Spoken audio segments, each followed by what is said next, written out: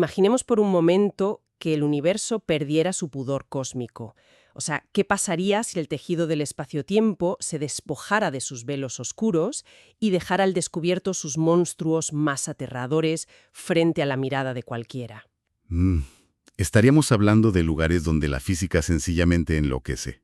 Exacto, las singularidades desnudas, esos lugares insondables donde las matemáticas se rompen por completo y el tiempo colapsa, flotando ahí libremente por el espacio sin un horizonte de sucesos que los oculte. Un saludo a todos los que nos acompañan hoy. Es un verdadero placer compartir este espacio de exploración con quienes nos escuchan. Y hola a todos. La verdad es que hoy traemos un material para esta inmersión profunda que es verdaderamente alucinante. Tenemos sobre la mesa un artículo científico de 2018. Publicado en el International Journal of Modern Physics A. Eso es, un texto firmado por un equipo de físicos teóricos de primer nivel. Hablamos de Gustavo Dotti, Reinaldo Gleiser, Jorge Pulin, Ignacio Ránea Sandoval y Héctor Bucetich. Y bueno, el rigor de este documento es asombroso. Aborda directamente una de las cuestiones más inquietantes y fundamentales de la relatividad general de Einstein. Porque lo que hacen los autores es sumergirse de lleno en el comportamiento de las métricas que describen agujeros negros, ¿verdad? Sí, buscan demostrar matemáticamente qué sucede cuando las condiciones extremas dan lugar a esas singularidades desnudas de las que hablabas. A ver, es un trabajo denso, muy denso, que no hace concesiones.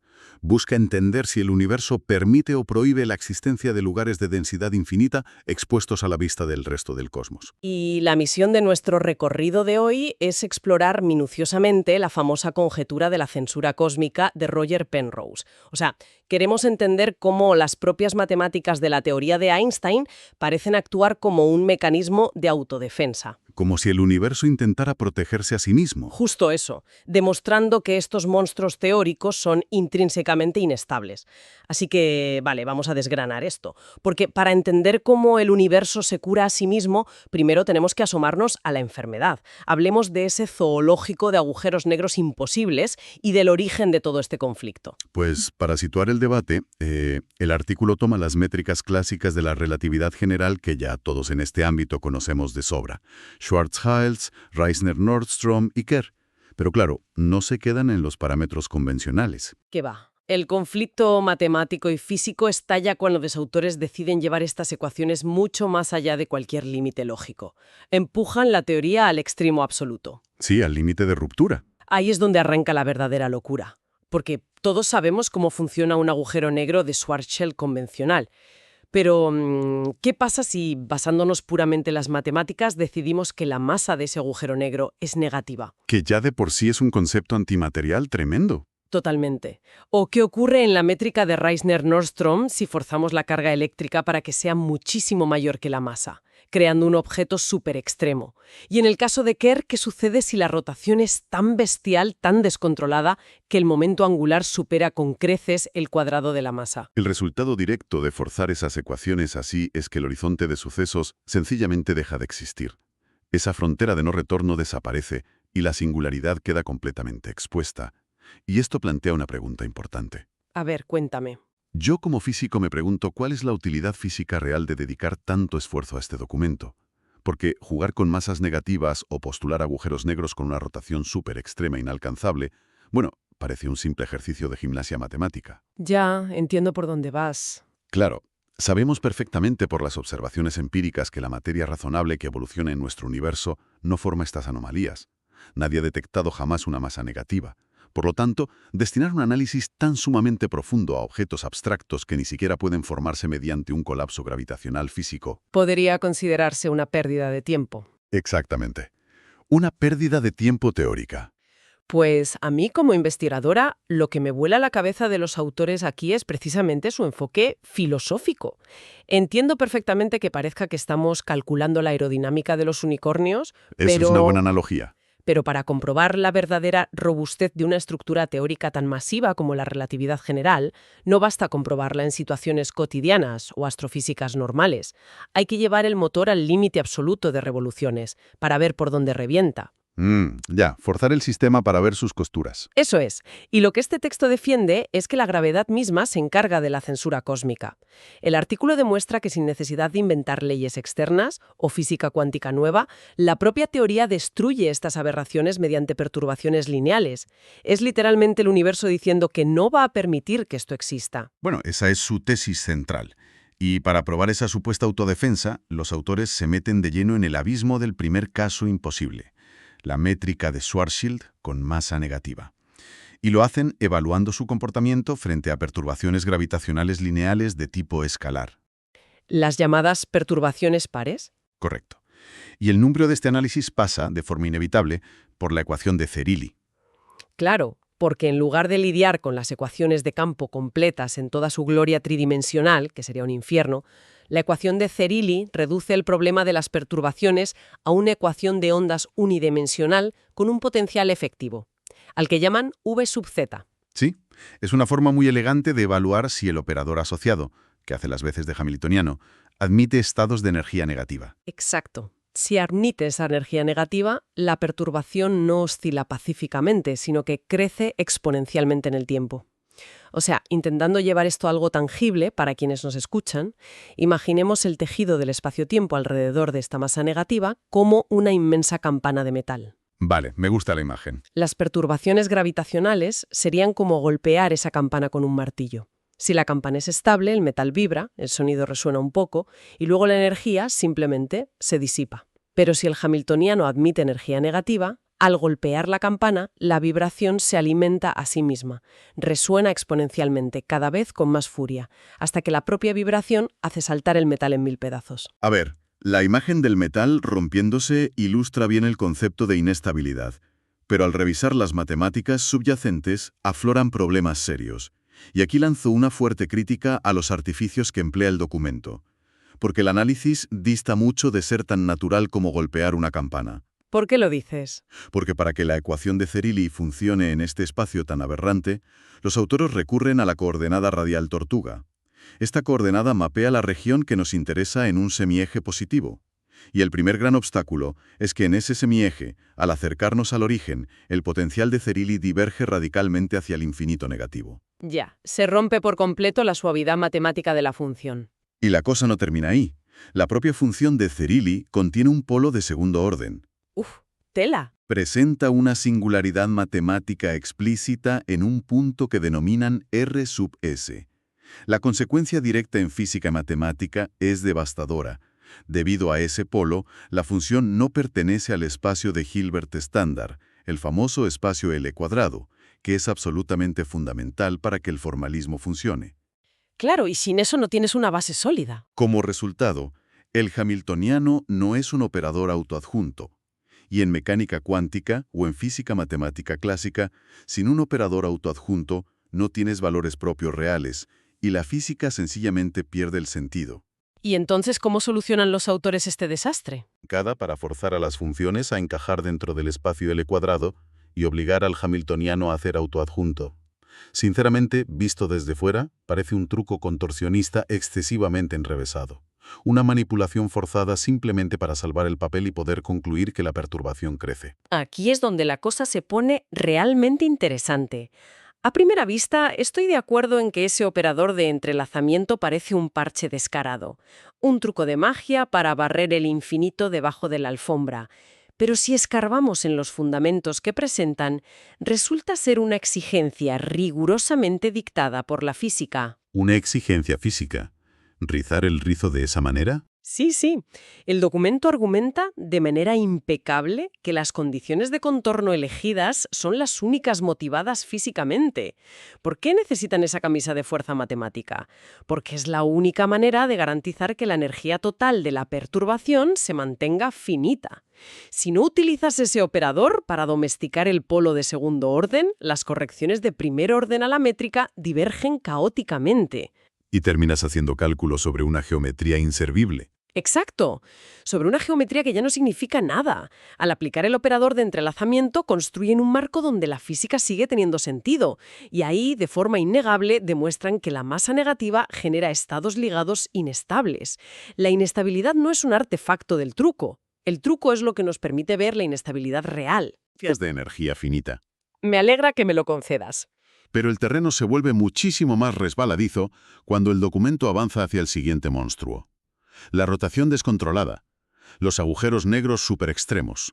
Para contextualizar, mencionan de paso que, si tratamos con un agujero negro puramente cargado, el caso de Reisner-Nordström superextremo, la inestabilidad lineal se puede demostrar usando unos modos algebraicos especiales descubiertos por Chandrasekhar. Los famosos modos AS. Esos mismos. Esos modos se comportan bien y cumplen las condiciones de contorno. Todo parece encajar ahí. Pero al introducir la rotación salvaje de la métrica de Kerr, ese método analítico fracasa estrepitosamente. Los modos algebraicos simples ya no cumplen las condiciones de frontera necesarias. Y es por ese fracaso monumental que el equipo de físicos tiene que sacar la artillería pesada, las ecuaciones de Tucholsky. Dejan de lado las perturbaciones métricas directas y atacan el problema analizando las variaciones de primer orden del tensor de Weyl, asumiendo perturbaciones de spin más y menos 2. Es un cambio de paradigma brutal dentro del propio cálculo. Lo fascinante aquí es el nivel de sofisticación del sistema de Tucholsky. O sea, para resolverlo, el problema se separa en dos ecuaciones diferenciales masivas que están sutilmente entrelazadas. Una ecuación angular, que llamaremos S, y una ecuación radial, la R. Que son un verdadero dolor de cabeza matemático. Totalmente. La trampa mortal de este sistema es que ambas ecuaciones deben compartir obligatoriamente el mismo valor propio, el mismo nivel de energía o constante de separación, denotada por E. Si encuentras una solución para la parte radial que no comparte exactamente la misma E con la parte angular, la solución global colapsa, no existe. Pensándolo bien, ese agujero de Kerr superextremo es como una peonza cósmica o un patinador sobre hielo girando a una velocidad incomprensible. Si haces rotar esa peonza tan absurdamente rápido que la fuerza centrífuga empuja su propia masa hacia el exterior con una violencia que supera la atracción gravitatoria que la mantiene unida, su integridad estructural está al límite absoluto del colapso. Es un objeto que no debería poder sostenerse. Claro, no necesita un gran impacto para desmoronarse. Cualquier brisa minúscula, cualquier perturbación gravitacional que pase cerca no la hace tambalearse. Hace que la fuerza centrífuga gane la batalla y la peonza se desintegre irremediablemente en el vacío. El reto de los autores es demostrar analíticamente que esa peonza cuántica efectivamente estalla. Y su argumento se basa en el comportamiento asintótico de estas ecuaciones entrelazadas para frecuencias imaginarias altas. Matemáticamente evalúan el límite cuando la variable k tiende a infinito. Exacto. Analizan cómo se comportan las soluciones en ese extremo irracional y luego lo conectan con el comportamiento a baja frecuencia para deducir la inestabilidad global. Pero, sinceramente, mantengo mi escepticismo intacto en esta sección. Aún sigues escéptico con esto. Basar una demostración tan categórica sobre la inestabilidad física del universo en el comportamiento abstracto de frecuencias imaginarias gigantescas, ¿es realmente un reflejo fiel de un colapso físico o los autores han quedado atrapados en su propio laberinto matemático? Yo creo que la genialidad de su enfoque y lo que despeja ese escepticismo es precisamente cómo cierran la trampa matemática. No se limitan a especular sobre el límite asintótico. Construyen una prueba sólida utilizando el límite inferior del hamiltoniano unidimensional asociado. Demuestran matemáticamente que a medida que aumentas esa variable k, siempre se garantiza la existencia de un valor propio E común para las ecuaciones radial y angular. Pero asumiendo que k tiende a infinito. Sí, pero da igual lo extrema que sea la frecuencia imaginaria, el teorema asegura que las piezas del rompecabezas encajan perfectamente para crear una perturbación que crece en el tiempo. Es ineludible. La inestabilidad no es una ilusión asintótica, está incrustada en el núcleo de las ecuaciones de Tucholsky. El agujero superextremo se destruye a sí mismo, preservando la censura cósmica.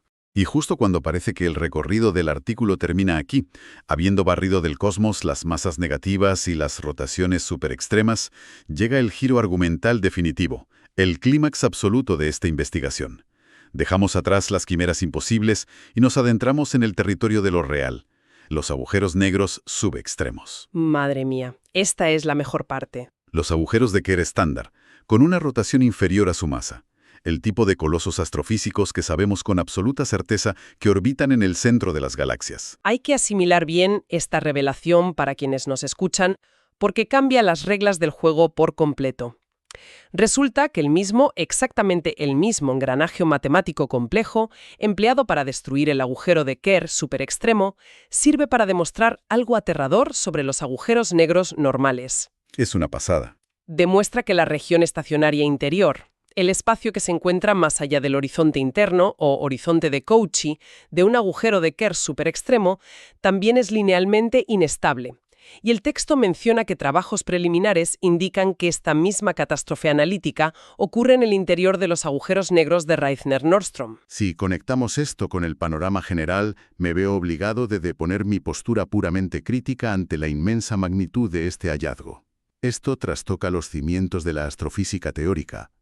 Ya no estamos debatiendo sobre artificios en espacios de Hilbert o piruetas con el operador de entrelazamiento aplicados a entidades fantasmas. No, estamos hablando del universo real. Este hallazgo desafía frontalmente la arquitectura interna de los agujeros negros reales.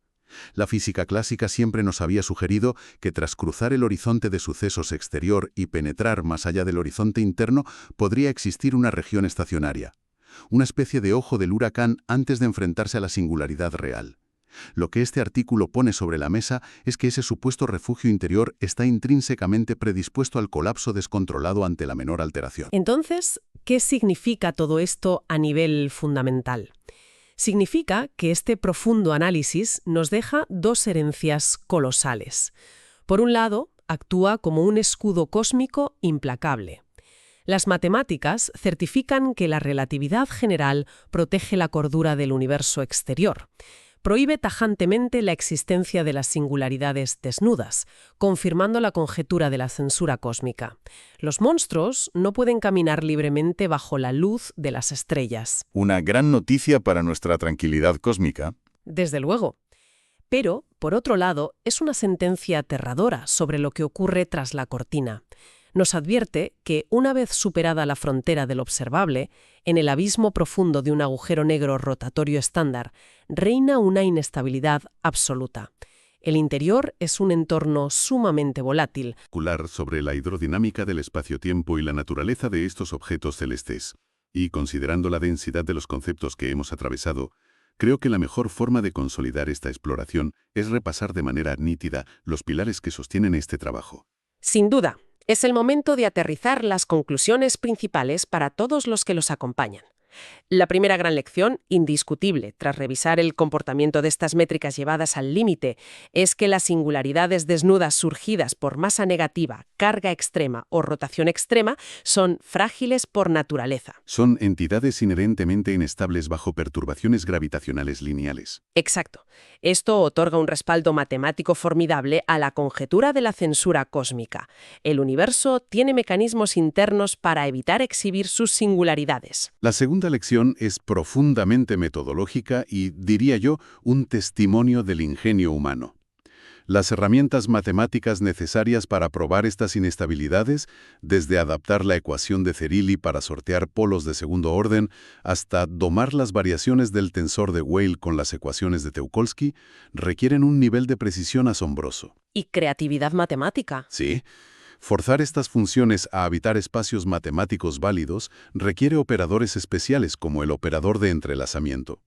Puede parecer un laberinto de abstracción, pero la consistencia final demuestra que son pasos estrictamente necesarios para mantener la cordura física, asegurar energías finitas y evitar divergencias sin sentido. Y la tercera conclusión, que es sin duda la más impactante e inesperada, la aplicación de este mismo rigor matemático a los agujeros negros rotatorios estándar que pueblan nuestro universo. La demostración de que la región más allá del horizonte interno alberga inestabilidades fundamentales y caóticas. El interior de un agujero negro no es una bóveda estática y silenciosa esperando el final del tiempo.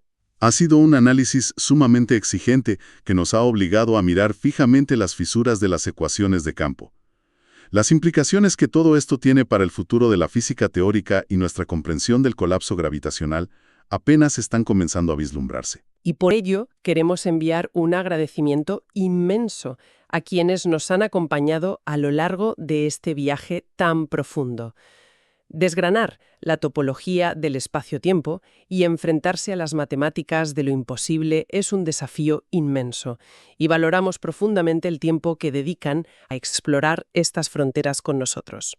Confiamos en que esta inmersión haya aportado una nueva perspectiva sobre cómo el universo emplea sus propias leyes para silenciar a sus peores monstruos.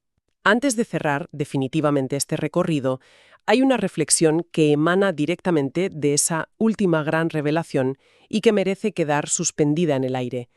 Si la región estacionaria más allá del horizonte interno de un agujero negro de rotación estándar es, como dictan estas ecuaciones, irremediablemente inestable bajo la más leve perturbación que se filtre desde el exterior, ¿qué sucede realmente ahí dentro? Esa es la gran pregunta. ¿Significa eso que la estructura interna se desgarra y colapsa de nuevo, formando un tipo de singularidad secundaria e impredecible antes de que la materia siquiera alcance el centro geométrico?